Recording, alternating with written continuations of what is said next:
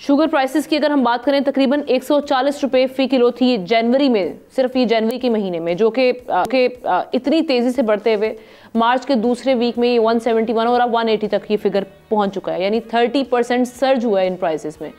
हुकूमत ये क्लेम कर रही है कि कार्रवाइयाँ भी की जा रही हैं, उन्होंने ऐलानात भी किए हैं कि इसकी कीमत कंट्रोल की जाएगी। तो अगर कार्रवाइयाँ की जा रही हैं तो फिर ये बेकाबू होने की वजह क्या है प्राइसेस की? और दूसरा ये कि क्या कोई बहरान के हवाले से भी बातचीत हो रही है कि शायद चीनी का कोई बहरान भी आगे आने वाला है? देखो, चीनी का बहरान आने वाला है या नहीं आने वाला है ना, वो तो हमारे ऊपर डिपेंड करता है कि हम जितनी जो है वो कंजम्पशन में इजाफा करते जाएंगे, उसी हिसाब से तलब बढ़ती जाएगी। तो हल तो इसका बड़ा सिंपल सा है कि आवाम जो है ना वो चीनी का बायकाट कर दे या चीनी कम इस्तेमाल करना शुरू कर दे, तो इनकी कीमतें वैसे ही ज़मीन पे आ जाएंगी।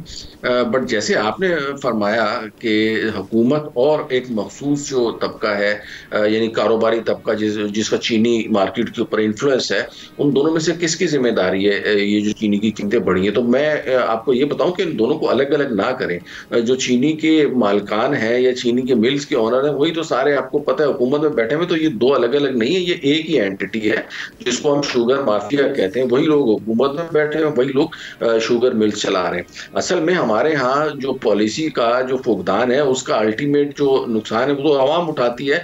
ये हमेशा फायदे में रहते हैं, चाहे अगर प्रोडक्शन कम हो, कीमतें कम हो, तो भी ये रिबेट की सूरत में चीनी एक्सपोर्ट कर देंगे, फायदे में रहेंगे। और अगर कीमतें बढ़ रही होंगी तो फिर तो इनका फायदा है ही है। अब हुआ ये है कि अक्टूबर के महीने में 5 लाख टन जो है वो चीनी, 5 लाख मैट्रिक टन जो है वो चीनी एक्सपोर्ट करने की इजाजत दे दी थी हुकूमत ने। और उसका जवाब ये बनाया गया था कि पिछले साल से तकरीबन जो है वो 3% जो है ये ग्रो है और ज्यादा है हमारे पास चीनी, तो हम जो है वो इसको बेच देते हैं। इसी दौरान जो है वो इंटरनेशनल मार्केट में जो मार्केट प्राइसेस थी वो तकरीबन पाकिस्तानी 145 रुपए किलो थी, या 23.58% जो है वो प्राइस थी, विच इज वेरी हाईएस्ट सितंबर 2024 में। तो उसको देखते हुए हमारे यहाँ के व्यापारियों ने सोचा कि इंटरनेशनली चूंकि हमें ज्यादा प्राइस मिल रही है तो हम बाहर क्यों ना बेचें। तो इन्होंने वो 5 लाख टन, और जैसा कि आपने बताया कि अल्टीमेटली 4 लाख समथिंग टन जो है मैट्रिक टन चीनी जो है वो एक्सपोर्ट करती गई, जिसके नतीजे में हमारे यहाँ पे जो है वो सप्लाई शॉर्ट हो गई और कीमतों में जो है वो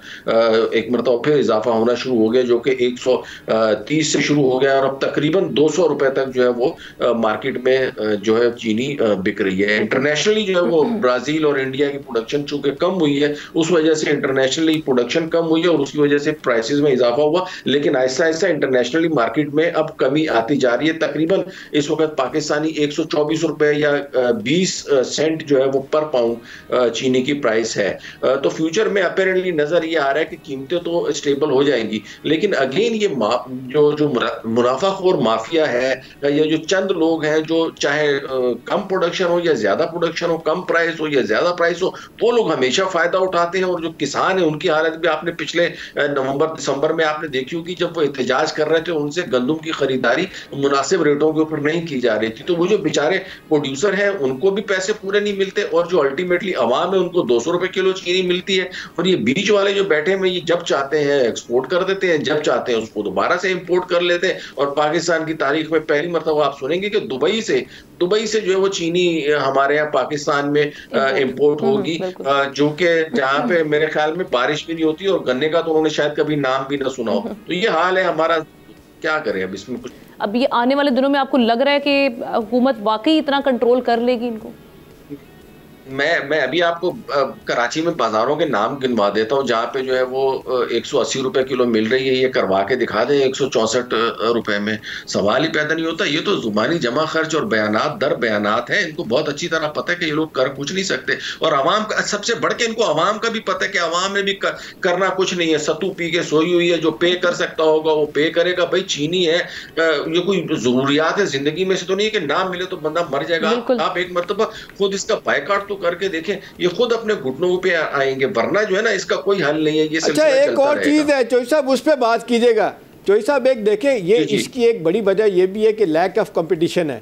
जो शुगर मिल बन चुकी हैं वो नई शुगर मिलें लगाने नहीं देते, जो इसलिए कि वो माफिया बन चुके हैं। वही कंपटीशन ऑफ क्या कहते हैं, बिल्कुल ऐसा ही है। बोर्ड के साथ मिलकर। और जी जी। और उन्होंने सर अपने अपने एरियाज मुख्तस किए हुए, हर मिल ने ना अपना अपना एरिया जो है वो मुख्तस किया हुआ है कि इस एरिया का जो गन्ना है वो मैं खरीदूंगा, वहां पे गुड़ तक बनाना जो है ना वो जुर्म है, वहां पे लोग गुड़ भी नहीं बना सकते। इस तरह के कानून इन्होंने पास करवाए हुए हैं। कहा क्या कंपटीशन कमीशन क्या करेगा इसमें? कुछ भी नहीं कर सकता, सारा इन लोगों का कंट्रोल है। और अवाम का कसूर ये है कि क्यों इस्तेमाल कर ना करें, जो चीज जरूरी नहीं है छोड़ दें उसको, खुद ब खुद नीचे आएगी। सब्सक्राइब करें और बेल दबाएं ताकि कोई खबर रह न जाए।